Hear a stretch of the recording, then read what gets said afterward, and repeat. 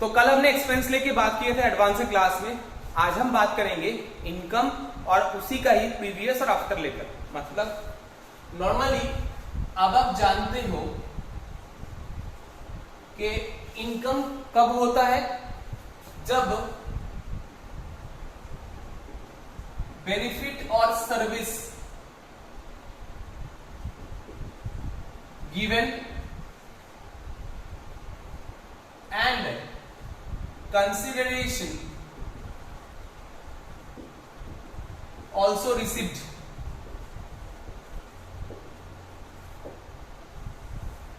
Benefit भी दे दिया, consideration भी रिसीव कर लिया, यानी पैसा भी पा गया, मिल गया, तो वो हमारे लिए क्या हो जाएगा, इनकम बन जाएगा। क्या बन जाएगा, इनकम। अब हम बात करते हैं इसी का ही दो और हिस्से को लेकर। कैसे? सपोज करो मैंने सर्विस ऑलरेडी दे दिया, service given, but consideration not yet received. मैंने सर्विस तो दे दिया बट कंसिडरेशन अभी तक मैंने रिसीव नहीं किया। अगर मैंने सर्विस दे दिया, कंसिडरेशन अभी तक रिसीव नहीं किया, तो वो हमारे लिए क्या हो जाएगा, वो हमारे लिए हो जाएगा एक्रूड इनकम, या फिर इनकम रिसीवेबल भी बोल सकते हो। क्या बोल सकते हो, इनकम रिसीवेबल। तो जिसके लिए हमने सर्विस दे दिया, पैसा अभी तक रिसीव नहीं किया, तो वो हमारे लिए हो गया एक्रूड इनकम। जैसे सुविधा हमने दे रखे हैं बट पैसा हमने अभी तक रिसीव नहीं किए, तो वो हमारे लिए एक्रूड इनकम बनता है। और एक्रूड इनकम हमारे लिए एक एसेट है। एसेट क्यों, आपको पता है एसेट का डेफिनेशन, जिस चीज का पैसा आने वाला होता है वही हमारे लिए एसेट रहता है। तो यहाँ पर आपका पैसा आने वाला है ना, इसके वजह से तो आपका ये क्या है, एसेट हो गया ना, तो ये आपका एसेट बन गया। कौन सा, एक्रूड इनकम। ठीक है ना। तो एक्रूड इनकम किसको बोलते हैं, हमने अभी आपको बताया, सर्विस हमने दे दिया बट पैसा अभी तक रिसीव, कंसिडरेशन अभी तक रिसीव नहीं हुआ। जब तक कंसिडरेशन रिसीव नहीं होता तब तक वो एक्रूड इनकम बोल के काउंट होगा, और वो हमारे लिए एक एसेट यानी संपत्ति। उसी जगह पर दूसरे ऑप्शन लेके बात करते हैं कि हमने कंसिडरेशन तो रिसीव कर लिया,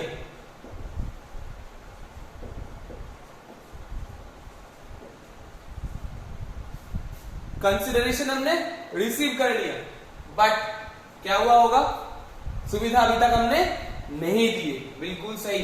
बट सर्विस और बेनिफिट नॉट येट गिवन। पैसा ले लिया बट सुविधा आपने अभी तक नहीं दी। पैसा ले लिया, सुविधा आपने अभी तक नहीं दी, तो वो आपके लिए क्या हो जाएगा, वो आपके लिए हो जाएगा प्री रिसीव्ड इनकम, या फिर एडवांस इनकम भी बोल सकते हो। एडवांस भी तो आप जानते हो, हैं? जब आप पैसा एडवांस में पहले ही ले लेते हो, अग्रिम ले लेते हो, बट सुविधा अभी तक नहीं दी हो, तो वो हमारे लिए क्या होता है, वो भी हमारे लिए प्री रिसीव्ड या एडवांस बोल के माना जाता है। यानी इनकम रिसीव्ड इन एडवांस भी बोल सकते हो। ये हमारे लिए क्या है, ये एसेट है। इसका क्या है, हमें सुविधा देना है, अगर सुविधा नहीं दिया तो पैसा वापस करना है। तो ऐसे को हमें क्या बोलेंगे, ऐसे को हम बोलते हैं लायबिलिटी। क्या बोलते हैं, लायबिलिटी। क्यों, हमें ये चुकाना पड़ेगा अगर हमने सुविधा नहीं दिया है। सुविधा दो या सर्विस दो या पैसा वापस दो, सीधी सी बात है। इसीलिए हमारे लिए क्या बन जाता है, लायबिलिटी। तो जब हमने सर्विस दे दिया बट पैसा नहीं लिया, तो वो हमारे लिए क्या होता है, एक्रूड इनकम। पैसा तो ले लिया, सर्विस अभी तक नहीं दिया, तो वो हमारे लिए क्या हो जाएगा, प्री रिसीव्ड इनकम, यानी ये हमारे लिए लायबिलिटी। ये दोनों चीज आप लोगों को समझ में आ गया। अब इसका एग्जाम्पल और इसका एंट्रीज लेके हम बात करने वाले हैं। पहले ये आप लोग देख लो, इसमें कोई दिक्कत नहीं, मैं एक बार दोबारा बता देता हूँ कि इनकम हम किसको बोलते हैं, जब हमने बेनिफिट या सर्विस भी दे दिया, पैसा भी आ गया, तो वो हमारे लिए इनकम है। बट इन दोनों में से जब कोई एक में गड़बड़ी है, तो हमारे लिए ये कंसिडरेशन आ जाएगा। मतलब ये सोचना पड़ेगा कि ये कौन सी में जाएगा। देखो, अगर मैंने बेनिफिट तो दे दिया, सुविधा दे दिया, बट पैसा नहीं लिया अभी तक, तो वो हमारे लिए क्या होगा, एक्रूड इनकम, जो हमारे लिए एसेट बनता है। वही जगह पर हमने पैसा तो ले लिए बट सुविधा आपने अभी तक नहीं दिया, हमने अभी तक नहीं दिया, तो हमारे लिए वो क्या बन जाएगा, प्रीरिसीव्ड इनकम, जो हमारे लिए लायबिलिटी हो जाएगा, है कि नहीं। तो अब इसका एंट्री कैसे होगा हम उसको लेके बात करने जा रहे हैं। चलो आगे बढ़ते हैं। सबसे पहले हम बात करते हैं एक्रूड इनकम लेकर। इनकम जब एक्रूड रहेगा उसका आप एंट्री कैसे करेंगे। देखो, जिस पीरियड का इनकम है उस पीरियड में आपको इनकम एक्रूड बोल के भी दिखाना है और इनकम बोल के भी दिखाना है। कैसे दिखा दे, इसके लिए एंट्री कैसे करते हैं।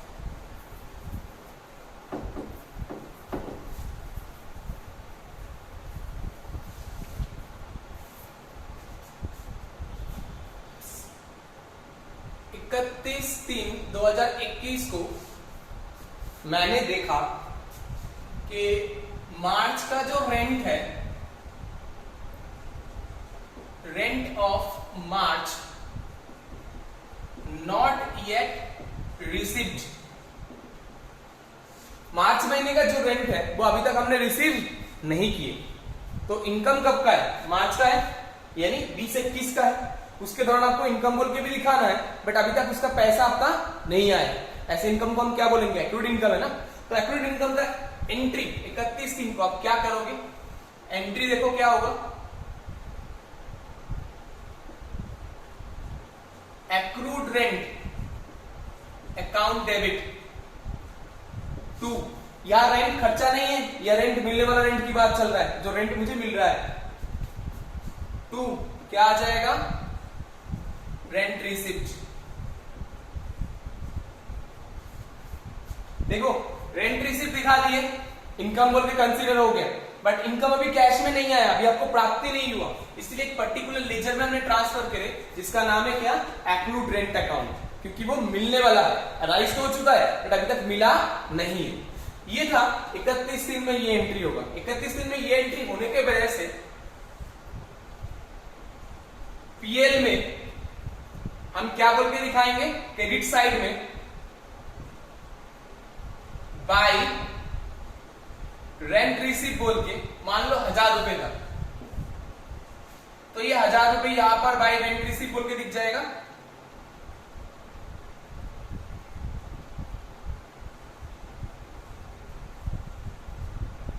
और बैलेंस शीट की तरफ ध्यान देंगे तो बैलेंस शीट में करंट एसेट में क्या बोल के दिखेगा, रेंट रिसीवेबल या एक्रूड रेंट, आप लिख सकते हो रेंट रिसीवेबल और एक्रूड रेंट कितना, 1000 रुपए। तो ये आपका कौन सी ईयर में दिखेगा, ये हमें दिखेगा 2020-21 में, है कि नहीं। नेक्स्ट ईयर ये जो एक्रूड था उसका प्राप्ति हो जाएगा, तब रेंट का प्राप्ति नहीं दिखाएंगे, तब हम प्राप्ति किसका दिखाएंगे, एक्रूड रेंट का, यानी जो बकाया बोल के दिखाए थे उसका प्राप्ति हमें नेक्स्ट यानी कब, 10 तारीख को जाके होगा रिसीव, यही तो बताए थे। तो 1 अप्रैल को जब रिसीव होगा उसका क्या करेंगे,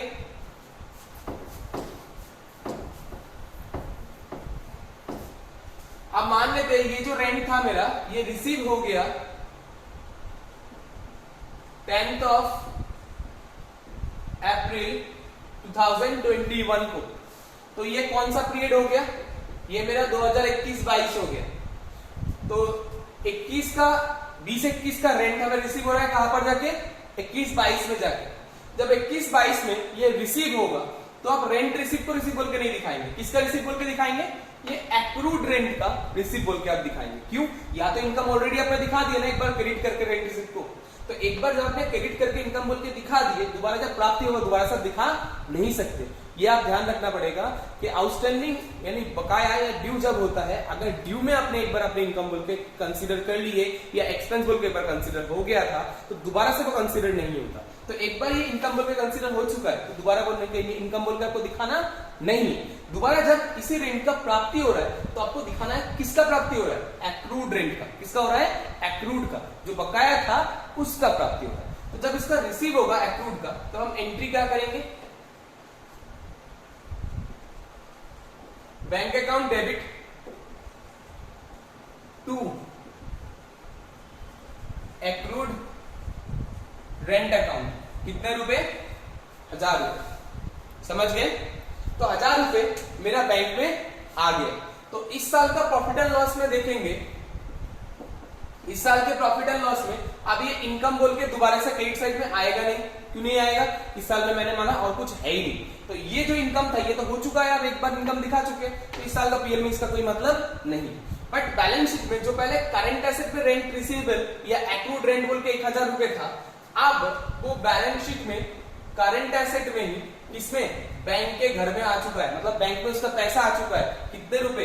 1000 रुपए। समझे?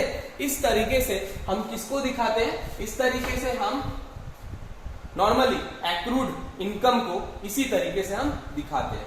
एक्रूड इनकम मतलब आउटस्टैंडिंग इनकम बोल सकते हो, जो इनकम आपका बकाया है। बट आउटस्टैंडिंग इनकम बोला नहीं जाता क्योंकि अच्छे शब्द जो है वो एक्रूड है, सही वर्डिंग जो है वो एक्रूड है, इसीलिए हम इसको एक्रूड इनकम बोलते हैं। तो एक्रूड इनकम को हम इस तरीके से दिखाते हैं। जिस चीज का हमने सुविधा दे दी है बट इनकम बाद में प्राप्ति हो रहा है, उसको हम बोलते हैं एक्रूड इनकम। एक्रूड इनकम को दिखाने के लिए मैंने आपको दिखाया एग्जांपल, मैं आपको दोबारा से एक बार बता रहा हूं कि मार्च महीने का जो रेंट है वो हमें नेक्स्ट मंथ यानी अप्रैल 10 तारीख को मिल रहा है। तो मार्च महीने में उस रेंट को पहले हमें एक्रूड बोल के दिखाना है। एक्रूड कैसे दिखाना है? इसके लिए मैंने एक एंट्री आपको दिखाया। क्या? एक्रूड रेंट अकाउंट डेबिट, संपत्ति है तो संपत्ति डेबिट हो गया, और रेंट मेरा इनकम है तो रेंट रिसीव्ड इनकम बोल के हमने क्रेडिट में दिखा दी। इस साल का प्रॉफिट एंड लॉस में देखेंगे तो ये रेंट रिसीव्ड जो इनकम बोल के दिखा रहे हैं वो यहाँ पर दिखेगा। साथ में कैश में पैसा आया नहीं है तो बैंक के घर में तो पैसा जाएगा नहीं, तो जाएगा किसमें? ये एक्रूड रेंट बोल के एक एसेट अलग से क्रिएट करना पड़ेगा करंट एसेट के अंदर। ये देखो करंट एसेट के अंदर मैंने यहाँ पर दिखा दिया रेंट रिसीवेबल और एक्रूड रेंट बोल के 1000 रुपए। जब इस एक्रूड का पैसा नेक्स्ट ईयर मेरे खाते में आ जाएगा यानी मेरे पास आ जाएगा, तब हम एंट्री क्या करेंगे? कैश या bank account debit to accrued rent बोल के हमने दिखा दिया। जो एक्रूड रेंट यहाँ पर डेबिट हुआ था वो एक्रूड रेंट यहाँ पर आके क्रेडिट हो गया, तो मतलब एक्रूड रेंट हट गया। तो रह गया क्या? वही bank account debit to rent जो आप एंट्री करते हो रेंट रिसीव के लिए। क्या? कैश या bank account debit to rent receive, यही तो करते हो, तो वही एंट्री रह गया। बट इसको दो अलग अलग ऐसे क्यों किया गया? क्योंकि दो अलग अलग पीरियड में ये हो रहा है। एक पीरियड का तो ये इनकम है और दूसरे पीरियड में उस इनकम का प्राप्ति हो रहा है। तो एक पीरियड में जब इनकम अराइज हुआ तो उसका एक एंट्री कर दिया, और दूसरे पीरियड में जब रिसीव हुआ तो इनकम का रिसीव नहीं किया, जो एक्रूड दिखाया उसी का रिसीव कर लिया। तो मेरा काम हो गया और अकाउंटिंग का सारा रूल पूरा हो गया। इस तरीके से हम यहाँ पर एंट्री करते हैं। इसको आप लोग एक बार दोबारा से देख लीजिए, अगर कोई प्रॉब्लम है तो आप हमें पूछ सकते हैं। तो ये था हमारा एक्रूड इनकम के केस में। अब एक्रूड इनकम की जगह ऐसा भी तो हो सकता है कि हमने इनकम को एडवांस में ही रिसीव कर लिया, मतलब पैसा पहले ले लिया बट सुविधा अभी तक नहीं दिया। पैसा पहले ले लिया, सुविधा अभी तक नहीं दिया, तो उसके लिए किस तरीके से करेंगे वो हम इसके बाद बात कर रहे हैं। ये जो था वो कौन सा था? जब हमने सुविधा दे दिया बट पैसा अभी तक आया नहीं था। अब पैसा जब आया था तब उसका एंट्री अलग से दिखाया गया, और जब पैसा नहीं आया था उसको रेंट बोल के इनकम बोल के कैसे दिखाया गया वो भी आपको यहाँ पर दिखा दिया गया। अब हम नेक्स्ट ऑप्शन लेके बात करते हैं, इसको इरेज कर दें।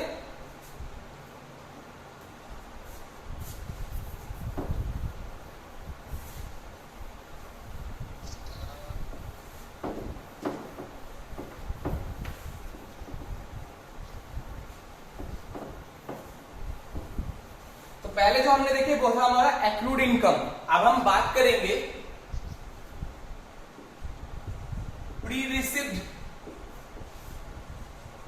इनकम, और आप बोल सकते हैं इसको इनकम रिसीव्ड इन एडवांस।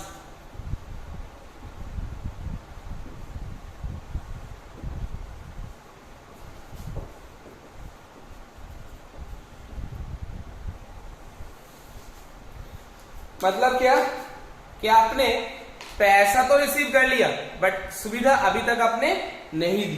पैसा रिसीव कर लिया, सुविधा आपने नहीं दी है, तो वो आपके लिए प्री रिसीव इनकम है, और वो हमारे लिए एक लायबिलिटी है।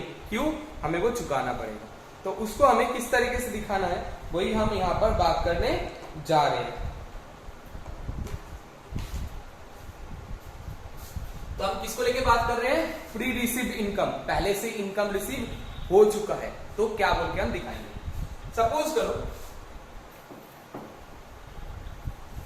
हमने मार्च में ही अप्रैल का रेंट एडवांस में रिसीव कर लिया, है कि नहीं? मार्च में ही अप्रैल का रेंट हमने एडवांस में रिसीव कर लिया। यानी 2020-21 के मार्च में ही, मार्च एंड अप्रैल दोनों महीने का 10,000 10,000 20,000 रुपए हमने रिसीव कर लिए। ठीक है, अब आप देख रहे हैं इस रिसीव में से 10,000 जो है वो अप्रैल का है। अप्रैल मतलब नेक्स्ट ईयर का है। नेक्स्ट ईयर यानी 2021-22 का है। 2021-22 का अप्रैल का रेंट जो हमने है वो हमने ऑलरेडी रिसीव कर रखा है। कहां पर? मार्च 2020-21 के अंदर। तो जब मार्च में हमने रेंट रिसीव करे होंगे उसके लिए हमने एंट्री क्या किए होंगे इन दोनों के लिए? Bank account debit to rent receive बोल के दिखा दिए होंगे। कितने रुपए? 20,000 रुपए, है कि नहीं? ये हमने दिखा दिए bank account debit to rent received बोल के। कब? इन दोनों के लिए 20-21 में, जब मार्च में ही रेंट रिसीव हो गया था दोनों महीने का तब। अब साल के आखिरी में आके मैंने देखा कि इस 20,000 में से 10,000 जो है वो इस साल का नहीं है, अगले साल का है। तो मतलब वो इनकम एडवांस में रिसीव कर रखा है हम लोगों ने। तो क्या वो इस पीरियड का इनकम बोल के दिखा सकते हैं इसको? इस पीरियड का मतलब कौन सी पीरियड का? 2020-21 का इनकम बोल के क्या हम इसको दिखा सकते हैं? नहीं दिखा सकते, है ना? तो कैसे करेंगे इसका एडजस्टमेंट? तो इसके लिए हम एक एंट्री पास करेंगे। क्या एंट्री पास करेंगे भाई? देखो आप, रेंट रिसीव हो गया था क्रेडिट, तो रेंट रिसीव्ड को कर दो debit. Rent received account debit. कितने रुपए? 10,000। टू किस में रखोगे इसको? पैसे तो आ चुका ऑलरेडी, दिखाओ इसको एक लायबिलिटी लेजर में। और लायबिलिटी हमारे लिए क्या होता है? क्रेडिट। इसको क्रेडिट में दिखा रहा हूं। To be received rent account में। कितने रुपए? 10,000। तो ये हमारा इनकम में से मैंने 20,000 में से 10,000 रुपए को घटा दिया। तो इस साल की इनकम में कितना जाएगा? 10,000 रुपए। और एक एडवांस रिसीव होके रहेगा कितने रुपए? 10,000 रुपए। अब इसका अगर मैं प्रॉफिट एंड लॉस बनाऊं, पीएल टू रेंट रिसीव हुआ था 20,000, जिसमें से आपका माइनस हो गया कौन सा? Receive rent 10,000।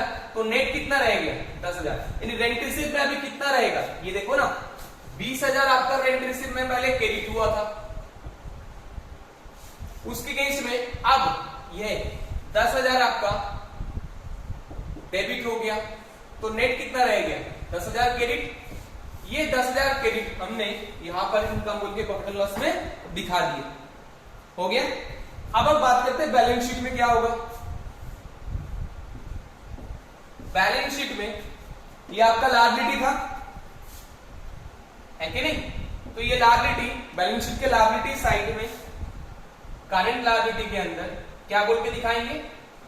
Pre received rent में कितने? 10,000। तो बैलेंस शीट में ये प्री रिसीव्ड रेंट बोल के 10,000 रुपए दिखना स्टार्ट हो जाएगा। यानी इस साल के इनकम में कितना जाएगा? सिर्फ, सॉरी ये गलत साइड में मैंने दिखा दिया। एक मिनट भाई, इधर दिखाना था मुझे।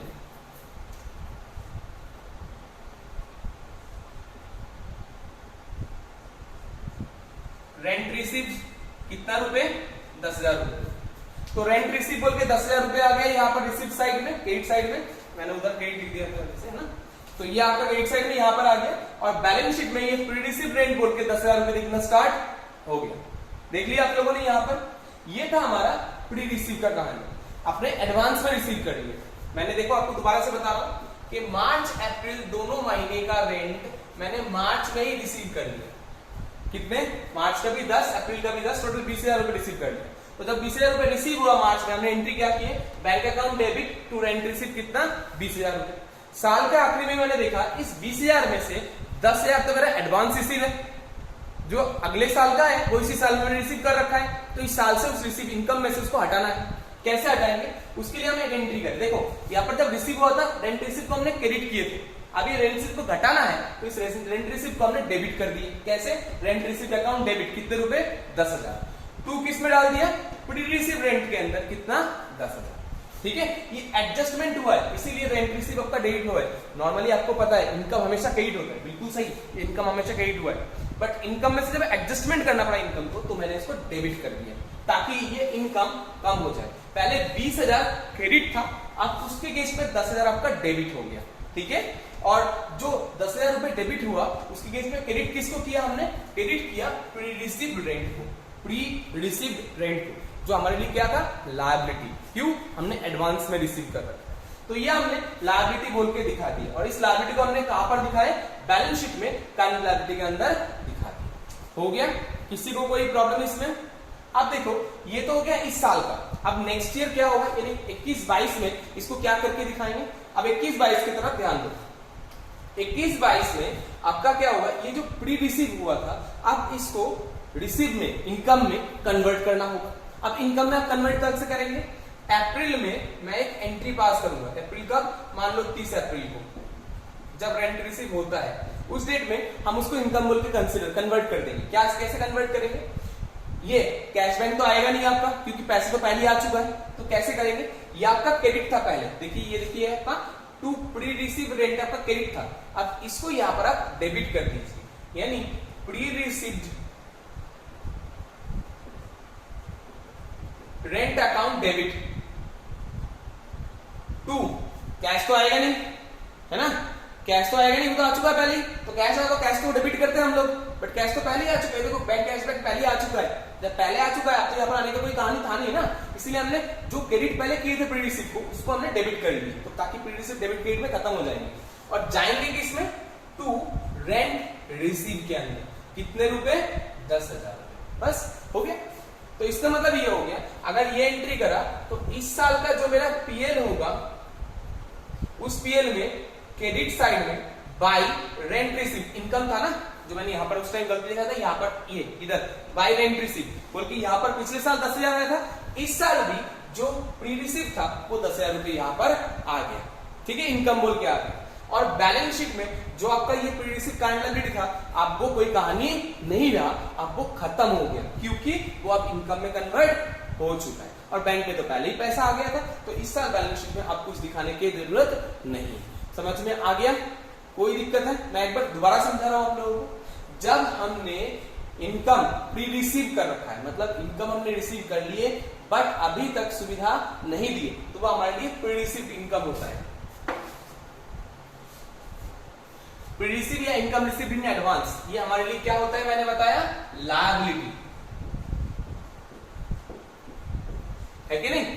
तो जिस साल ये इनकम रिसीव होगा उस साल मैंने एंट्री क्या किया, नॉर्मली जब एंट्री रिसीव हुआ था, रिसीव का entry cash bank account debit to income account, तो यहाँ पर जैसे रेंट का दिखाए थे तो bank account debit to rent receive बोल के 20,000 रुपए हमने दिखा दिए थे। ठीक है, फिर साल के आखिर में हमने क्या देखे कि 1 महीने एडवांस है, तो उस एडवांस को निकालने के लिए यहाँ से इस रेंट रिसीव से बाहर निकालने के लिए हमने रिवर्स एंट्री का, रिवर्स एंट्री मतलब पैसे तो वापस जाएंगे नहीं ना, पैसा तो उनको देंगे नहीं, पैसा तो आ चुका है, हम उसको दिखाएंगे दूसरे लेजर में। कैसे बताते, ये रेंट रिसीव यहाँ पर क्रेडिट हुआ था, उसको हमने डेबिट कर दिया, rent receive account debit to किसके अंदर दिखाए, प्री रिसीव रेंट के अंदर, यानी एक पर्टिकुलर लेजर का मैंने सहारा लिया प्री रिसीव रेंट का, समझे।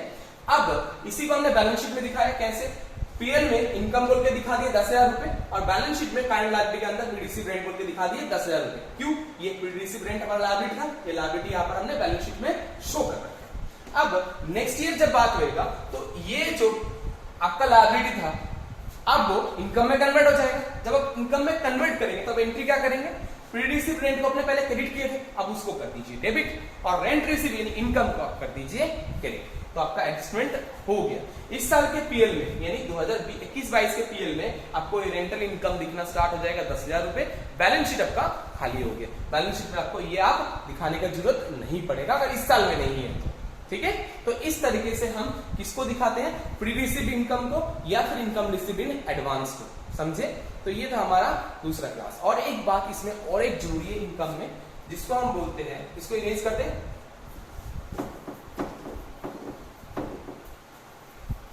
टॉपिक के साथ रिलेटेड एक बहुत इंपॉर्टेंट टॉपिक है,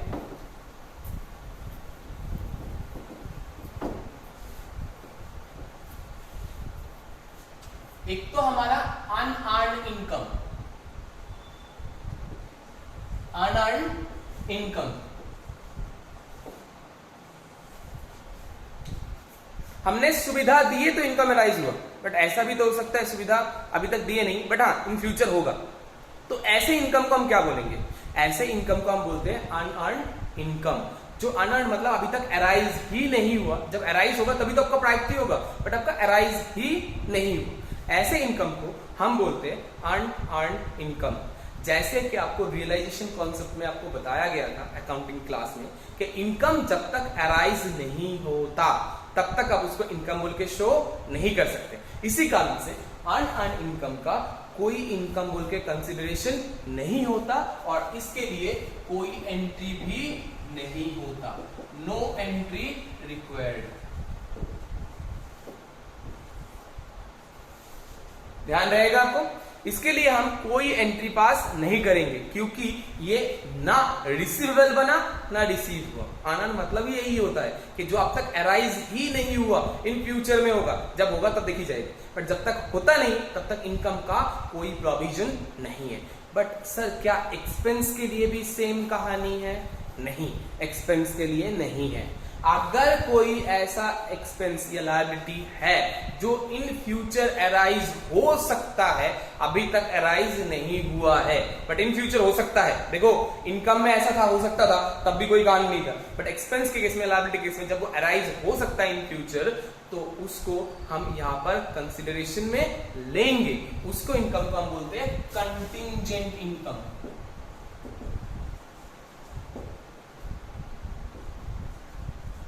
या कंटिंजेंट लायबिलिटी बोलो, इनकम नहीं, सॉरी, लायबिलिटी।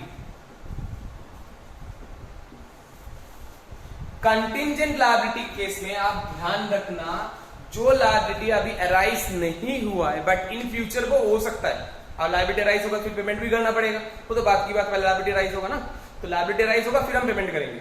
तो लायबिलिटी जो फ्यूचर में अराइज हो सकता है उसका बंदोबस्त आपको पहले से ही रखना पड़ेगा। इसके लिए आपको कोई एंट्री नहीं करना पड़ेगा, बट हाँ आपको बैलेंस शीट में एक नोट रखना पड़ेगा। जितना भी आपके पास बैलेंस शीट के सबसे नीचे एक नोट आपको मैनेज करना पड़ेगा, जितना भी आपके पास कंटिंजेंट लायबिलिटी होगा। तो आपको समझ में आ गया होगा कि कोई भी, जैसे कोई जमीन है जो अभी विचार के अधीन है या फिर जो अभी लीगल प्रोसेस में चल रहा है, इन फ्यूचर मुझे मिलेगा कि नहीं उसका कोई कंफर्मेशन अभी तक नहीं है, ऐसे लायबिलिटीज जो अभी फ्यूचर में अराइज हो सकता है हमारे लिए, अभी तक हुआ नहीं है, ऐसे लायबिलिटीज को हम बोलते हैं कंटिंजेंट लायबिलिटी, जिसके लिए हम कोई एंट्री नहीं करते हैं बट डिस्क्लोजर के रूल के हिसाब से हमें हर चीज को डिस्क्लोज करना पड़ेगा। तो इसको डिस्क्लोजर करना पड़ेगा कैसे? बैलेंस शीट में एज ए नोट बोल के दिखा के, बैलेंस शीट का आपको नोट बोल के दिखाना पड़ेगा कि ये लायबिलिटी इन फ्यूचर में अराइज हो सकता है। इसको हम बोलते हैं कंटिंजेंट लायबिलिटी। क्या बोलते हैं? Contingent liability. तो हमने आज की क्लास में क्या क्या देखे, हम एक बार आपको दोबारा रिवाइज कर देते हैं। हमने बोले थे इनकम, इनकम किसको बोलते हैं? हमने बताया जिसका सुविधा भी दे दिया, पैसा भी रिसीव हो चुका है, वो हमारे लिए इनकम है। सुविधा भी दे दिया, पैसा भी रिसीव हो चुका है, कंसिडरेशन भी रिसीव हो चुका है, वो हमारे लिए इनकम है। दूसरी कहानी क्या बोला? इसका दूसरा दो टांग हमने बना दिए। यहां पर क्या हुआ था? Service given and consideration received, दोनों ही हो गया था, तो हमारे लिए इनकम था। अब हमने सर्विस तो दे दिए, सर्विस हमने दे दिए, बट कंसिडरेशन अभी तक रिसीव नहीं किए, तो वो हमारे लिए क्या होता है? Accrued income. और एक्रूड इनकम हमारे लिए क्या बोल के माना जाएगा? या इनकम आउटस्टैंडिंग, एक्रूड इनकम हमारे लिए क्या बोल के माना जाएगा? एसेट बोल के। क्या बोल के?